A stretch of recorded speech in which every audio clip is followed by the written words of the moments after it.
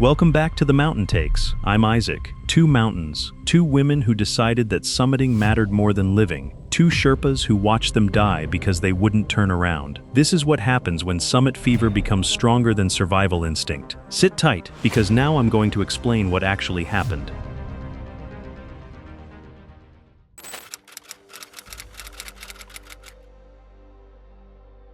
It was May 8, 2015, at Camp 3 on Mount Annapurna at 7,500 meters. Catherine Wells, 41, a British investment banker from London, was preparing for her summit push. She had summited Kilimanjaro, Elbrus, Aconcagua, and Denali. She had told her bank colleagues that she would summit Annapurna and be back in London by May 20 for a major deal closing. Her guide was Mingma Sherpa, 31, with 14 years of high-altitude experience and 8 Annapurna summits. Catherine believed that summiting Annapurna would make her story complete. Mingma understood that Annapurna didn't care about stories or schedules. Catherine had arrived at base camp on April 20, already focused on summit date. She had arranged her work schedule around a specific summit window. She had told investors and colleagues exact dates. She had made commitments that locked her into a timeline. This commitment was now driving her decisions at altitude, pushing her to summit regardless of conditions. Mingma had recognized this pattern before. He had watched other climbers die because of it. By Camp 2, Catherine was pushing aggressively through acclimatization. She wanted to skip a rest day to stay ahead of her timeline. Her oxygen saturation at rest was 66%, concerning but not critical. Mingma had recommended slowing down. Catherine had said her body was adapted and that she would summit on schedule. By Camp 3 on May 8, the weather forecast showed a brief window opening that night. Catherine wanted to push for the summit immediately. Mingma recommended waiting one more day for better conditions. Catherine said she didn't have time to wait. She said her deal was closing. Mingma said mountains didn't care about investment deals. They left Camp 3 at 7 p.m. on May 8th. Catherine was moving aggressively. Her breathing was labored. By 11 p.m., they were at approximately 7,800 meters. The weather was beginning to change. Wind was increasing. Mingma suggested slowing the pace. Catherine said they were making good time and needed to keep moving. She said her summit window was closing and she wasn't going to waste it. Do you understand what Mingma was watching? A climber whose commitment to a deadline had become stronger than her commitment to staying alive. By 2 a.m. on May 9th, they were at 8,000 meters. Catherine's movements were becoming uncoordinated. Her speech was slurring slightly. She was experiencing confusion and disorientation.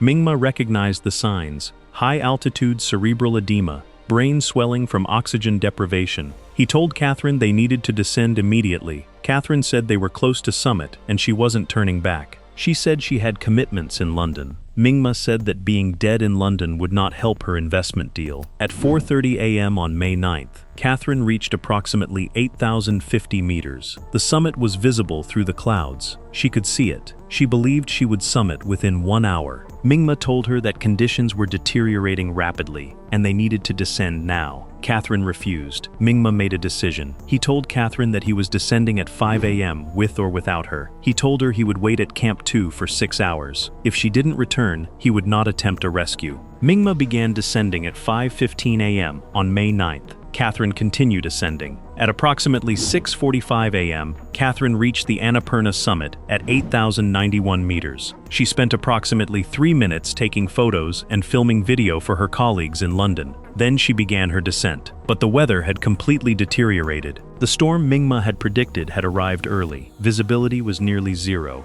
Catherine was descending through sections she couldn't see. She was navigating by memory and by attempting to locate fixed ropes. At approximately 8:30 a.m., on a steep snow face, the snowpack beneath her shifted. A slab avalanche broke free. Catherine was caught directly in the slide. She was swept approximately 150 meters downslope before the avalanche stopped. The impact injuries were severe. She was unconscious. She remained unconscious as her core temperature dropped. She died from hypothermia within 40 minutes. Mingma reached Camp 2 at 10 a.m. on May 9th. Catherine had not returned. Mingma waited the promised 6 hours. Catherine never appeared. A rescue search was organized. Catherine's body was found 2 days later in the avalanche debris. Mingma survived and descended to base camp. He had done everything possible to keep her alive. Catherine had chosen her investment deal over her survival.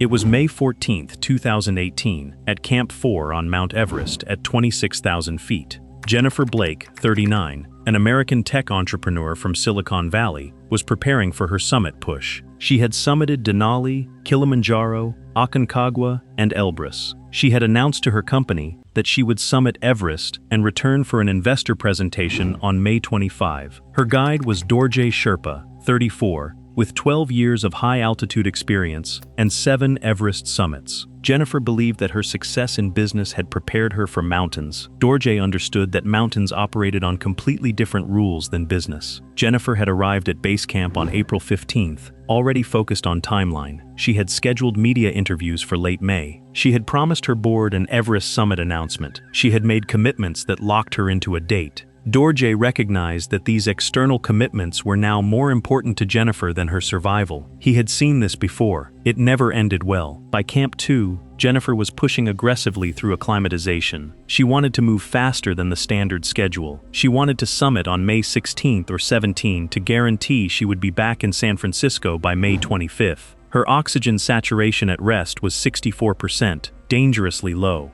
Dorje had recommended slowing down and waiting for better acclimatization. Jennifer had said her body was strong and that she would adapt quickly. By Camp 3, Jennifer's condition had worsened slightly, but she was still moving aggressively. By Camp 4 on May 14th, the weather forecast showed a brief window opening that night. Jennifer wanted to leave immediately for the summit push. Dorje recommended waiting another day for better conditions and for her body to acclimate further. Jennifer said she didn't have time to wait. She said her investor meeting was locked in. She said she needed to summit tonight, or her timeline would collapse. Dorje said that if she continued, she would likely die. Jennifer said she hadn't come this far to turn back. They left Camp 4 at 11:30 p.m. on May 14th. Jennifer was moving aggressively upward. Her breathing was heavy. By 2 a.m. on May 15th, they were at approximately 27,300 meters. The weather was beginning to change. Dorje suggested slowing the pace. Jennifer said they were making good time, and she wasn't going to stop. She said her summit window was closing, and she wasn't going to miss it. Dorje said that at 27,000 meters, windows don't matter, survival matters. Jennifer kept climbing.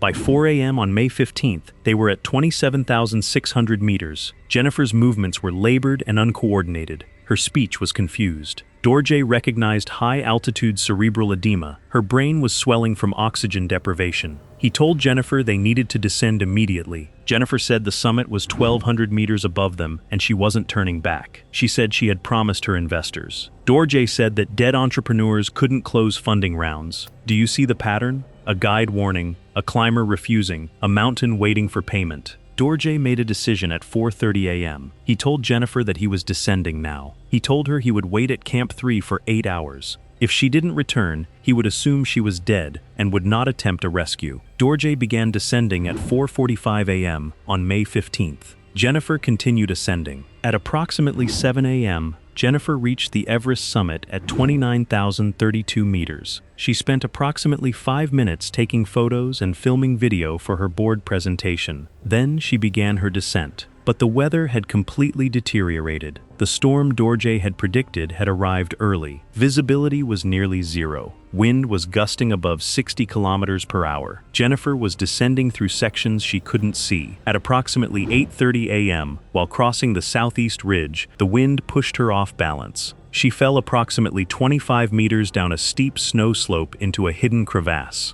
The fall caused massive trauma. She was unconscious. She remained unconscious as hypothermia set in. She died from a combination of injuries and cold within 30 minutes. Dorje reached Camp 3 at 12:15 p.m. on May 15th. Jennifer had not returned. Dorje waited the promised 8 hours. Jennifer never appeared. A rescue search was organized, but the storm prevented any rescue attempts. Jennifer's body was found 4 days later in the crevasse where she had fallen. Dorje survived and descended to base camp. He had done everything possible to keep her alive. Jennifer had chosen her investor meeting over her survival. The mountains didn't care about their commitments. Mountains only care about altitude and time. The guides survived. The women died. And both guides carry the weight of being right about everything except the one thing that mattered, convincing someone to choose life over a summit.